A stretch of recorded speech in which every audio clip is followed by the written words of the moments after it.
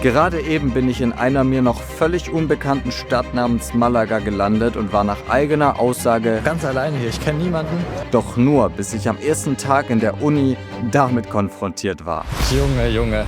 400 bis 500 Austauschstudenten kommen jedes Semester an die Universität Malaga. Wenig überraschend war ich mit den unzähligen Gesichtern, Namen und Informationen komplett überfordert. Aber wie ich es dennoch geschafft habe, super einfach Anschluss zu finden und meine Social Anxiety zu überwinden, erzähle ich dir später.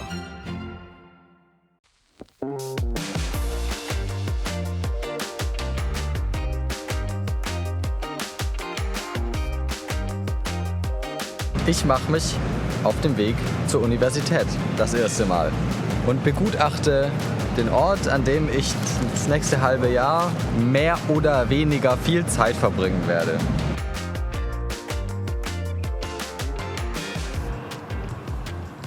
Ja, es könnte sein, dass das meine Uni ist. Ich weiß nicht, wo ich nachher stecken werde und wo ich Unterricht habe, aber ich schaue jetzt mal. Verpiss dich, ey! Und da bin ich straight up wieder rausgeflogen. Das war die falsche Fakultät, muss ich doch nochmal woanders hin. Ich habe in einer halben Stunde dieses Meeting, ich habe zum Glück mit meiner Dummheit gerechnet und bin einfach so eine Stunde früher hingegangen. Sonst wäre ich jetzt zu spät dran. Aber ich wollte mir noch den Campus anschauen und so. Und dann dachte ich, ich kann auch einfach eine Stunde zu früh zu diesem Meeting kommen, weil bis ich es gefunden habe und mich durchgefragt habe, dachte ich lieber mal besser früher. Und es hat sich auf jeden Fall gelohnt, früher dran zu sein. Oh mein Gott, das sind Kinder. Ich dachte, hier studieren nur Leute. Ja, dann erkunde ich mal den Campus.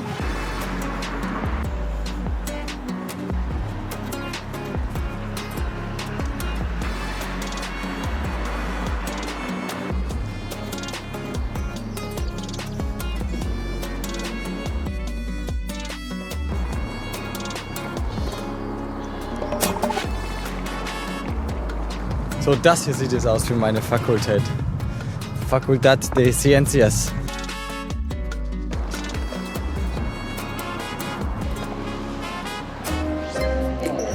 Das ist ein großer Vorlesungssaal.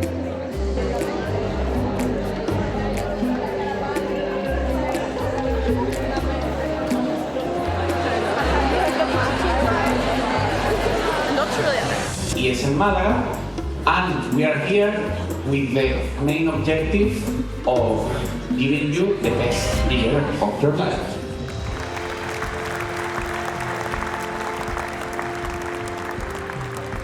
Junge. Okay, ich war gerade eine Stunde in so einem Welcome-Meeting und ich bin komplett überfordert. Es gibt da so viele Sachen, ESN, MSI, hier Actividades am Strand und sonst was. Es gibt einen ganzen Monat lang und jeden Tag gibt es irgendwie 2 Veranstaltungen. Okay. Also was der Typ euch sagen will, er spricht von einer Studentenorganisation namens ESN. Und auch wenn ich jetzt dafür Werbung mache, das ist eine Volunteer-Organisation, die verdienen nichts daran und ich verdiene nichts daran. Ich bin einfach nur begeistert davon, weil die mir extrem geholfen haben, einfach sich zu connecten und es total easy ist, da mit Menschen in Kontakt zu kommen, die denselben Vibe haben wie man selbst. Deswegen im Erasmus fast essential, weil die gibt es in über 40 Ländern. Dementsprechend mit einer hohen Wahrscheinlichkeit in einem europäischen Land ist diese Organisation in der Stadt auch vertreten. Würde ich auf jeden Fall abchecken, weil die haben auch, wie gerade schon erwähnt, so einen Welcome Month. Da gibt es viele Aktivitäten, um eben Menschen kennenzulernen, einen ganzen Monat lang. Und das ist cool, das macht Spaß, das ist easy, man begegnet tollen Menschen. Die Volunteers sind auch alle nett. Und es gibt sogar eine große Wahrscheinlichkeit, dass wenn du in Deutschland in irgendeiner Stadt studierst, es dort auch ESN gibt als Organisation und man sogar in der eigenen Stadt sich connecten kann. Oder auch, es muss ja nicht daheim sein, du gehst in eine neue Stadt und willst dich connecten, dann kannst du auch zur ESN gehen. Ja, es ist einfach zum Mitmachen. Ganz viele Sachen sind free. Man kann sich für 10 € so die Mitgliedschaft holen, dann darfst du bei fast allem mitmachen. Und wenn die Trips planen, dann kosten die auch nicht viel. Also entweder ist es sowieso eine freie Veranstaltung, wie zum Beispiel am Strand und Beachvolleyballspiele und sonst was, oder eben es ist ein Ausflug in irgendeine Stadt, was nahegelegen ist, was dann 15 Euro oder so günstige Preise sind für die Ausflüge. Die machen das so günstig wie möglich. Und deswegen sehr geil, kann ich nur empfehlen. Geh irgendwo hin auf dieser Welt und dann schau, ob es dort diese Organisation gibt und du wirst Freunde finden. Das ist so ein bisschen mein Fazit davon. Jedenfalls, ich meine, ich war an dem Tag morgens noch alleine und hatte mir Sorgen gemacht. Von wegen, dass sich Leute kennenlernen und Zeug. Also so viel Zeug. Ich bin gerade noch ein bisschen overwhelmed. Ja, man merkt's, Bruder. Und wie viele neue Namen hatte ich zu dem Moment schon intus nach dem Welcome-Meeting? Franka, Caro, Magda, Luna, Lea, Caroline, Marie, Nojan, Florian, Carolina, Lea, Torben, Lasse, Mikita. Das ist schon mal eine Nummer gewesen. Dementsprechend ist vielleicht verständlich, warum mein Kopf da aufgehört hat zu funktionieren. Aber es gab noch eine weitere Challenge und zwar geht es um Erasmus Money. Okay, ich bin gerade wirklich auf so einer heftigen Mission. Ich brauche eine Unterschrift, die beweist, dass ich hier bin. Damit ich Cash bekomme, weil das Ganze natürlich gefördert wird im Erasmus, was mega cool ist, so EU-mäßige Kooperation. Und um die Förderung zu bekommen, brauche ich einerseits ein Dokument, das richtige Dokument und eine Unterschrift, auch die richtige Unterschrift vom ersten Tag. Und ich war gerade dabei, die zu suchen. Einerseits ein Kopierer, andererseits auch den Ort, wo ich diese Unterschrift bekomme, auf einem Campus, wo ich mich nicht auskenne. Jedenfalls muss ich von A nach B nach C.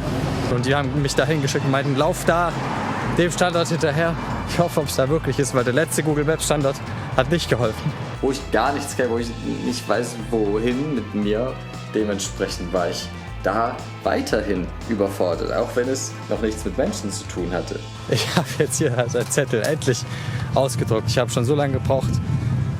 Jetzt habe ich inzwischen schon 3-mal Menschen irgendwo gefragt, die mich in meist sehr, sehr schnellem Spanisch weiter zum nächsten Büro geführt haben. Die einen haben falsch verstanden, welches International Office ich meinte, haben mich zum Falschen geschickt. Dann haben die wieder gesagt, ja, nee, das, wo du hin willst, ist woanders, da musst du hier weiter. Und dazu kommt ja auch noch, dass dieses Office in 20 Minuten schließt und ich mich daher etwas beeilen muss. Und ich brauche noch diese dumme Unterschrift. Oh, hier war ich heute Morgen, hier fährt die 11, der Bus.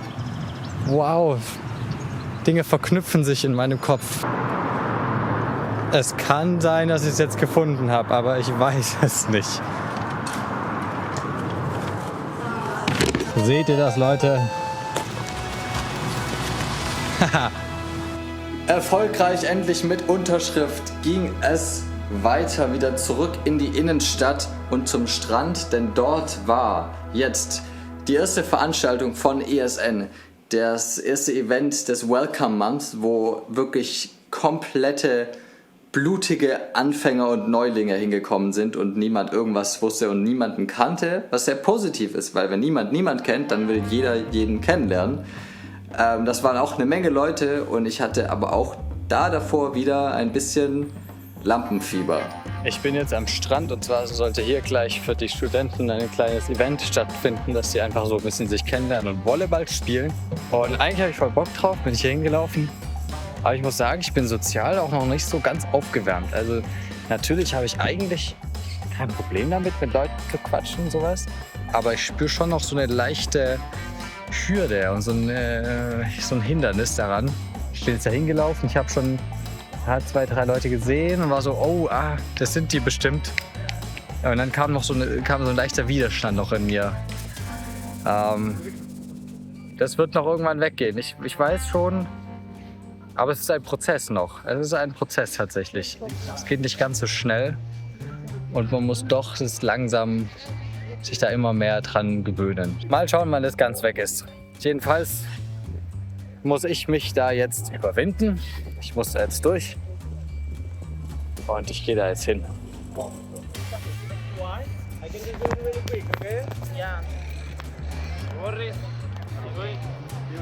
we're going to split in groups to play. No.